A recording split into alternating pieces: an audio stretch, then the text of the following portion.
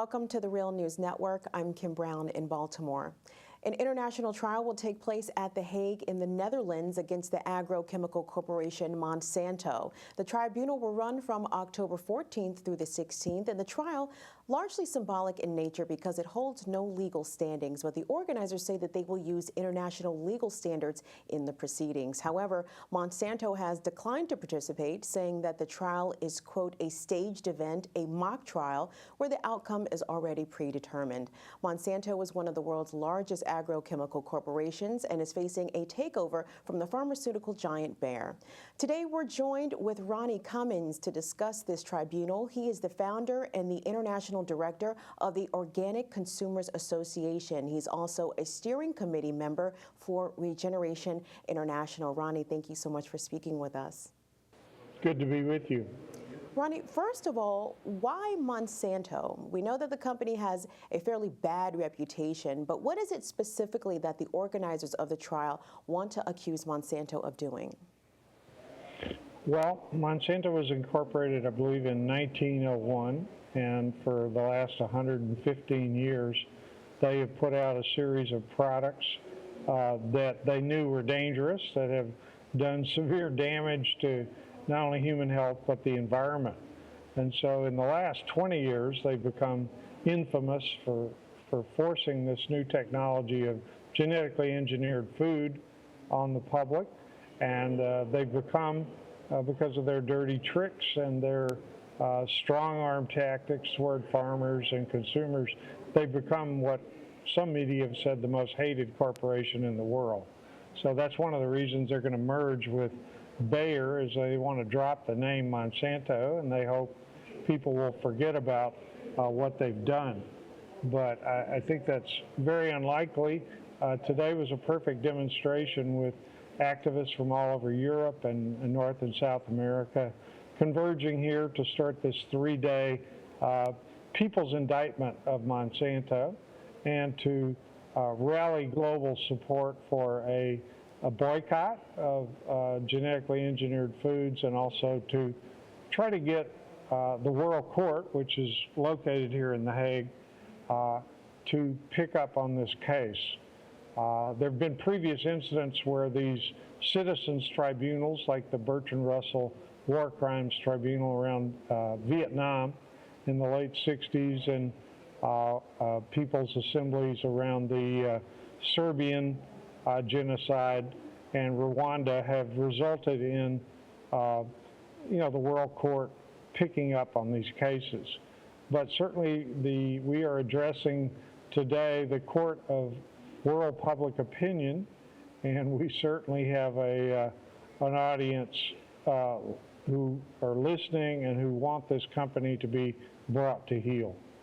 So, Ronnie, today, October 14th, was the first day of this tribunal in The Hague, and you said that this was already a sold-out event. What were some of the stories that people were telling about how they were affected, supposedly, by Monsanto products? Yes, well, today we had some testimony by people, scientists, who had done studies of Monsanto's genetically engineered products, who recounted how they had been harassed mercilessly for exposing the truth. We also had farmers talking about their harassment and their intimidation when they, stood up to Monsanto.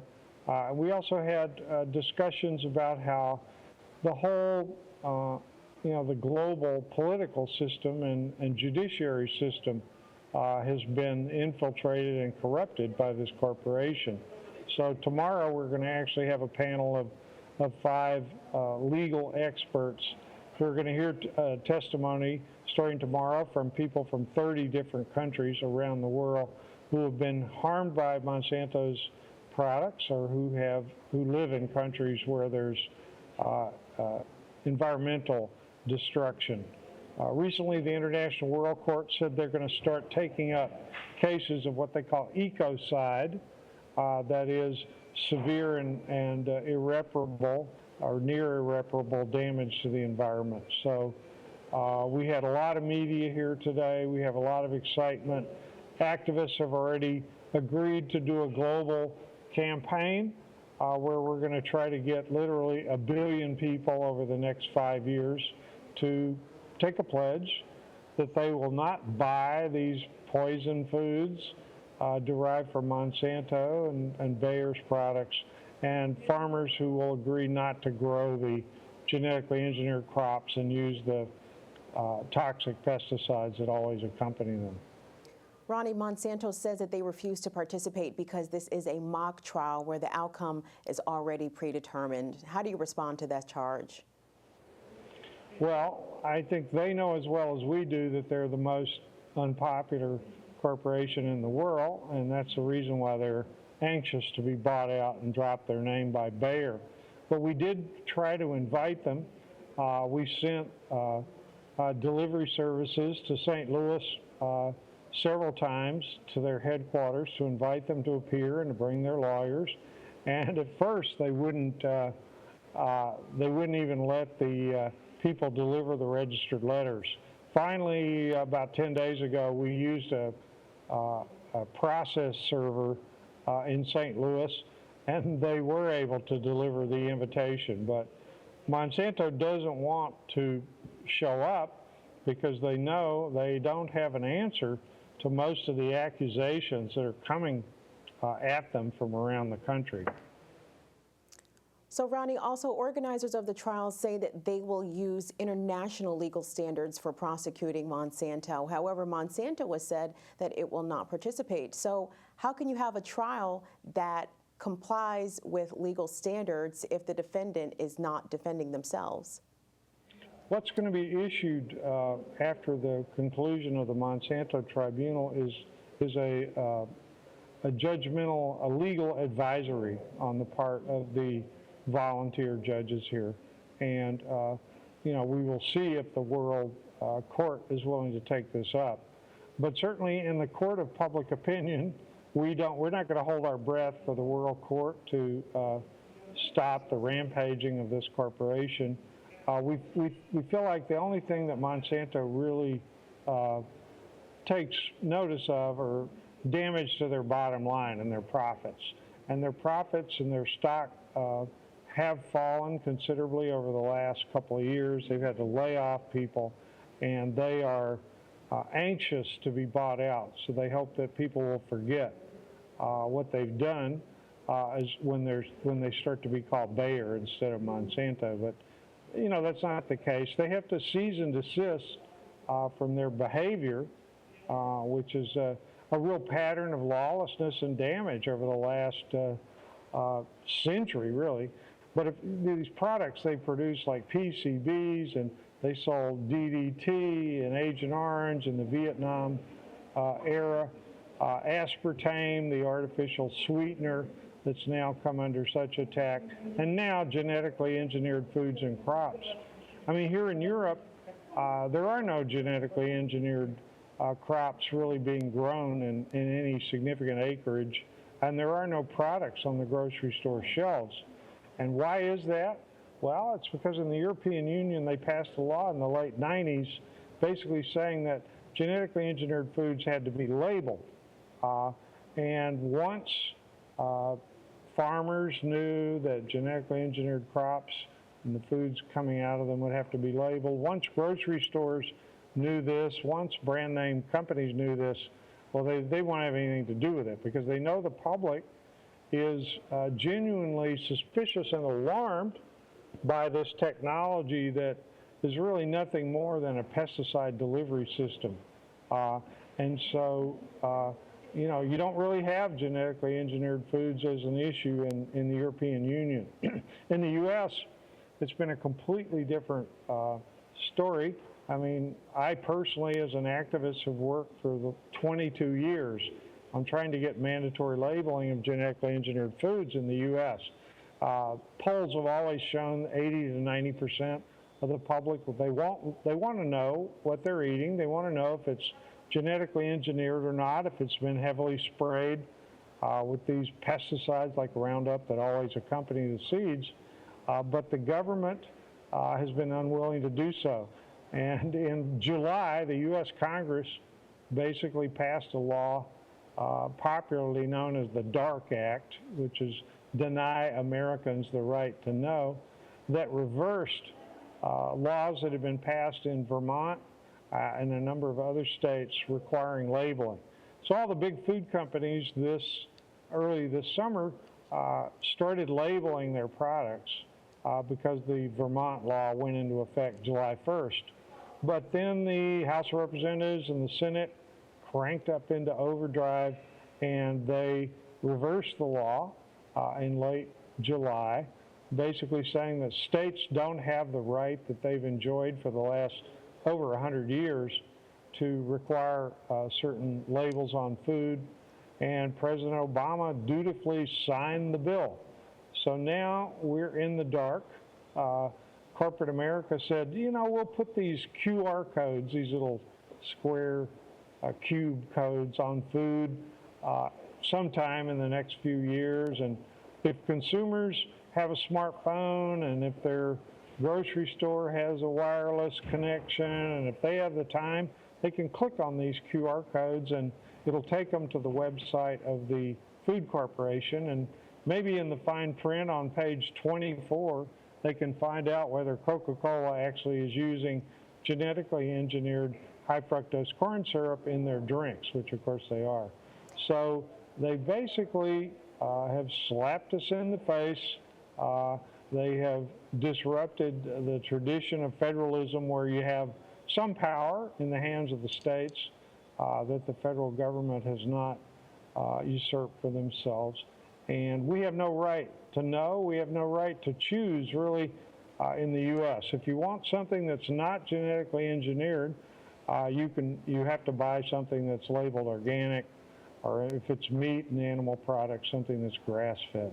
Well, Ronnie, you know, holding multinational corporations accountable is a notoriously difficult task, especially since they try to escape jurisdiction by moving around from place to place so easily. So this is why some, such as the government of Ecuador, have recently proposed to include the possibility of prosecuting multinational corporations at the International Criminal Court. This would create a legally binding process for cases such as the one against Monsanto. So what do you make of such a proposal? Well, I think it's a great idea. But like I say, the people gathered here in The Hague today, we understand this process is going to take a number of years. And in the meantime, there's one thing we can all do. If you're a consumer, don't buy the products. If you're a farmer, don't grow the products. This will send a real message if we can extend our, cooperation, what we call the global grassroots, to most of the 200 countries around the world. So we're actively working with consumer groups in China and in India and throughout Latin America, North America, and Europe to share the information we have and to exercise our clout where we can. We all eat a couple times a day, and we can vote with our knives and forks and our wallets.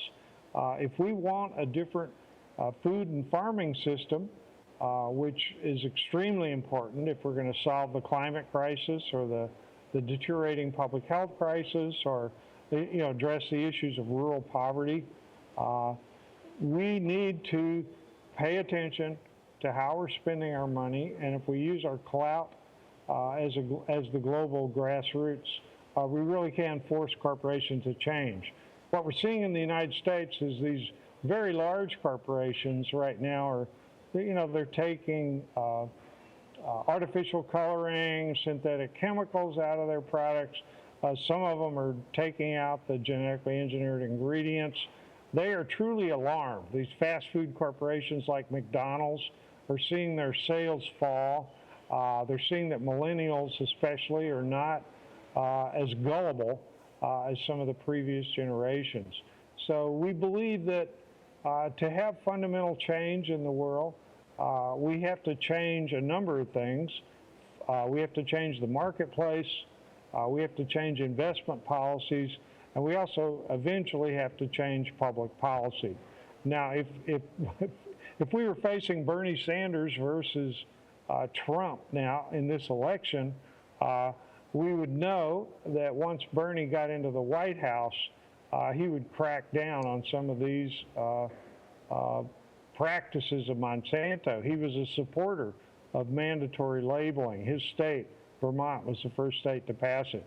But of course, come November 8th, we're going to get either Clinton or Trump, and both of them have been very vocal in their support of genetically engineered foods and have not hidden the fact from the big food corporations that they're on their side rather than the side of consumers.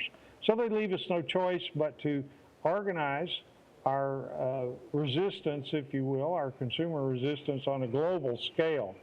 And on a global scale, we're in a much better situation because the people of the world, whether they're in China or India or Europe or the United States, we all share certain things.